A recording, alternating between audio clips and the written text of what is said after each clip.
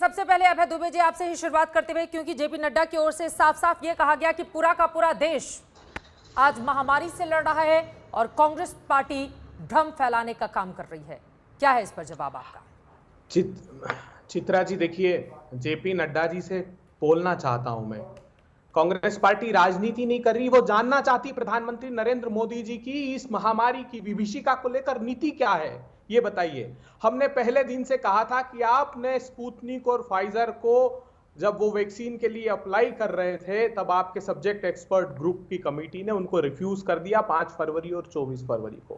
प्रधानमंत्री जी, आपसे ये देश जानना चाहता है कि जब सीरम इंस्टीट्यूट ऑफ इंडिया फरवरी में आपको चिट्ठी लिख रहे थे कि अमेरिका ने डिफेंस प्रोडक्शन एक्ट 1955 के तहत सामग्रियां भेजना बंद कर दी और हमारा वैक्सीनेशन बनाने का कार्यक्रम बहुत प्रभावित हो रहा है, आपने वो चिट्ठी कूड़ेदान में डाल दी। प्रधानमंत्री जी, हम ये जानना चाहते हैं कि उन 5 राज्यों के चुनाव की भूख में आप इतने ग्रसित हो गए कि आपने इस महामारी की विभीषिका की ओर ध्यान नहीं दिया। देश पूछना चाहता है, जब रेमडेसिविर की 7 कंपनियों की इंस्टॉल्ड कैपेसिटी 38,80,000 है प्रधानमंत्री जी, तब उन कंपनियों ने अपना प्रोडक्शन कम क्यों कर दिया और आपने उसको विदेशों में भेजना क्यों प्रारंभ कर दिया? देश ये जानना चाहता है कि सिर्फ 10 मिलियन कोवैक्सीन बनाने की क्षमता कंपनी की थी और 70 मिलियन पर मंथ की सीरम इंस्टीट्यूट की थी, तब आपने 6 करोड़ 45 लाख वैक्सीन विदेशों में क्यों भेज दिए? 6 अप्रैल तक आप प्रधानमंत्री जी भेजते रहे। जब ऑक्सीजन की कमी थी, आपने 20 मार्च 2020 को पहली बार इस बात को स्वीकार किया था कि भविष्य में ऑक्सीजन की आवश्यकता होगी। कैबिनेट सेक्रेटरी ने एक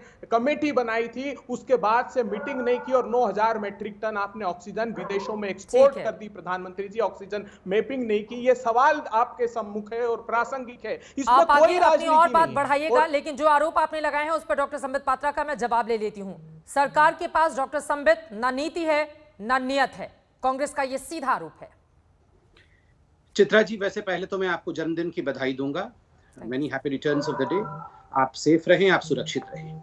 देखिए, आप जानती हैं कि ये जो चिट्ठी आज आदरणीय नड्डा जी ने लिखा है, वो कोई एक चिट्ठी का जवाब नहीं है, वो कोई एक का बयान का जवाब नहीं है। विगत 1 वर्षों से, अर्थात फर्स्ट वेव से लेकर अब तक अनेकों चिट्ठी कांग्रेस की तरफ से, कभी राहुल गांधी जी की तरफ से, कभी डॉक्टर मनमोहन सिंह जी की तरफ से, तो फिर राहुल जी की तरफ से और फिर सोनिया जी की तरफ से अनेकों चिट्ठी जब भारतीय जनता पार्टी को लिखे गए और कहीं ना कहीं एक तंज कसने की कोशिश की गई, तब उसके जवाब में आज भारतीय जनता पार्टी के अध्यक्ष ने एक डेमोक्रेटिक राइट का इस्तेमाल करते हुए जवाब दिया है। और इसमें कौन से विषय उठाए गए हैं? वही विषय उठाए गए हैं जिन विषयों को लेकर कहीं ना कहीं कांग्रेस पार्टी ने नंबर 1 मिसलीड किया, अर्थात भ्रम फैलाया, नंबर 2 कहीं ना कहीं एक पैनिक की सिचुएशन क्रिएट करने की कोशिश की, और नंबर 3 विरोधाभासी बयान, कॉन्ट्राडिक्टरी बयान दिए। अभी आप देखिए, मेरे भाई कांग्रेस पार्टी के प्रवक्ता ने 2 विरोधाभासी बयान दिया। एक विरोधाभासी बयान दिया कि जब बाकी कंपनियों ने, सीरम इंस्टीट्यूट ऑफ इंडिया और भारत बायोटेक ने कहा कि हमारे को रैंप अप करना है, हमारे को इंफ्रास्ट्रक्चर की आवश्यकता है और रॉ मटेरियल हमें फॉरेन से चाहिए, तो उस चिट्ठी को कूड़ेदान में फेंक दिया गया और कोई जवाब नहीं दिया गया। बहुत गलत। आपको याद होगा, जैसे ही रॉ मटेरियल के विषय में कहा गया, ना केवल 4,500 करोड़ रुपए, अपितु अजीत डोभाल जी की बातचीत भी हुई फॉरेन में, अमेरिका में खास करके, और उसके बाद रॉ मटेरियल मुहैया कराया गया, नंबर 1। और नंबर 2, दूसरी बात इन्होंने कहा, अब जिसमें भ्रम फैलाया गया, कि ऑक्सीजन एक्सपोर्ट कर दिया जब हमारे पास ऑक्सीजन की कमी थी।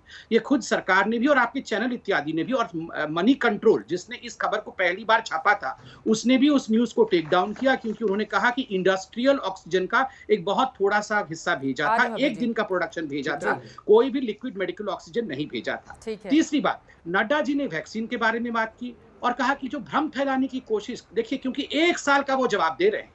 देखिए, वैक्सीन की परिस्थिति को पटरी से उतारने की भरपूर प्रयास कांग्रेस पार्टी ने की। पहले उन्होंने कहा कि हम इस वैक्सीन को मानते नहीं है, कोवैक्सीन को लेकर। आज अचानक वो कह रहे हैं हमें वैक्सीन दे दो। खुद मुख्यमंत्रियों ने, नड्डा जी ने चिट्ठी में लिखा है कि कुछ मुख्यमंत्रियों ने खुद इस वैक्सीन को लेकर भ्रम की स्थिति को उत्पन्न किया। पंजाब के मुख्यमंत्री, छत्तीसगढ़ के मुख्यमंत्री, राजस्थान के मुख्यमंत्री ने कहा हमें कोवैक्सीन अपने राज्यों के लिए नहीं चाहिए। तो स्वाभाविक है, इन सब विषयों को लेकर नड्डा जी ने आज अपने विषय को रखा है। कितना वेंटिलेटर किस राज्य को गया है, उस विषय पे भी नड्डा जी ने कहा कि 45,000 वेंटिलेटर हमने भेजा।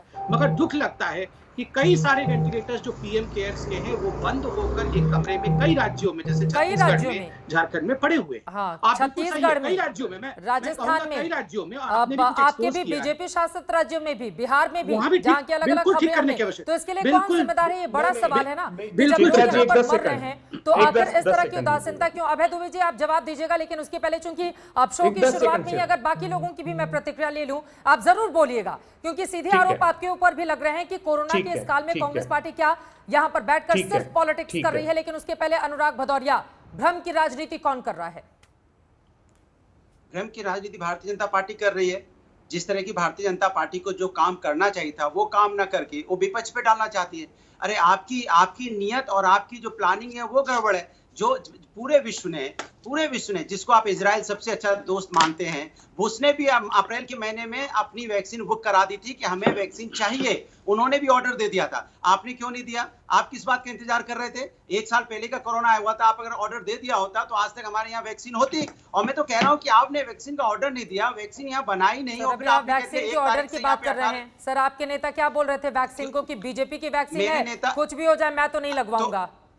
आप लोगों ने भ्रम भी तो फैलाया ना, हमारे नेता ने, और हमने साफ साफ कर दिया था कि भारतीय जनता पार्टी का जो भ्रष्टाचार है, भ्रष्टाचार जिसमें भारतीय जनता पार्टी लिप्त है, तो क्या दिखाई नहीं पड़ रहा है? जिस तरह से लाश से यहाँ पे नदियों में तैर रही है, ये भारतीय जनता पार्टी का भ्रष्टाचार नहीं है? जमीन की हकीकत ये बताएं, क्या ऑक्सीजन की व्यवस्था इन्होंने कर ली थी? इनका भ्रष्टाचार नहीं है क्या? इन्होंने हॉस्पिटल की व्यवस्था कर ली थी क्या? वेंटिलेटर की व्यवस्था कर ली थी क्या? एम्बुलेंस यहाँ खड़े खड़े सड़ रही है। लेकर अनुराग, अगर भ्रम नहीं फैलाया जाता तो लोगों में एक अलग तरह का उत्साह रहता। भारतीय जनता पार्टी को शुरू में ही अगर बड़े नेताओं की ओर से इस तरह का बड़बोलापन दिखाया जाएगा तो फिर उसका असर क्या होगा? ये बड़ा, अब अपनी बात खत्म कीजिए, सब इसका जवाब देंगे। सरकार को आईना दिखाया जाता है कि सरकार को आईना दिखाना जरूर होता है कि सरकार आपकी चित्रा जी नहीं है, आपकी पॉलिसी ठीक नहीं है। आप देश को कहां ले जाना चाहते हो? देश को आप 5 ट्रिलियन इकोनॉमी की बात करते हो, लेकिन काम क्या कर रहे हो आप देश को बोलते हैं हम आएंगे तो बुलेट ट्रेन देंगे। क्या दिया आपने हिंदुस्तान को? आज मौतें दी है आपने। कोरोना करके चुनाव करा के, कभी उत्तर प्रदेश में पंचायत का चुनाव करा के अपने यहाँ कोरोना गांव तक पहुंचा दिया, और दूसरे स्टेटों में चुनाव करा के आपने हर स्टेटों में कोरोना फैला दिया। ये हमारे सिस्टम को ध्वस्त कर रही है। राहुल गांधी सीधे यहाँ पर नाकामियों का सीधा ठीकरा